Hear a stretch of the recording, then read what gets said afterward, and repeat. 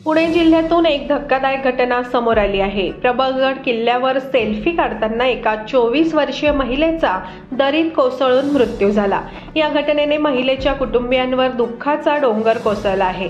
शुभांगी पाटील असे मृत महिलेचे नाव आहे।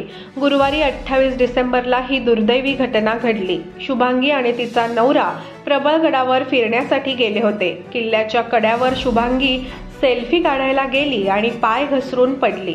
200 फूट दरीत शुभांगी पडली। पनवेल तालुका पोलिसांनी या प्रकरणी अकस्मात मृत्यूची नोंद केली आहे। मिळालेल्या माहितीनुसार शुभांगी ही पुण्यातील दत्तवाडी येथील रहिवासी होती। शुभांगीचे विनायक पटेल याच्यासोबत 8 डिसेंबर रोजी लग्न झाले होते। हे दोघेही हनीमूनसाठी निघाले होते। गुरुवारी सकाळी माची प्रबळगड किल्ल्यावर ट्रेकिंगसाठी ते गेले। शुभांगी गडाच्या टोकावर सेल्फी काढायला गेली असता तिचा तोल गेला आणि ती दरीत कोसळली। ही संपूर्ण घटना विनायक समोर घडली। या घटनेने विनायकवर दुःखाचा डोंगर कोसळला आहे।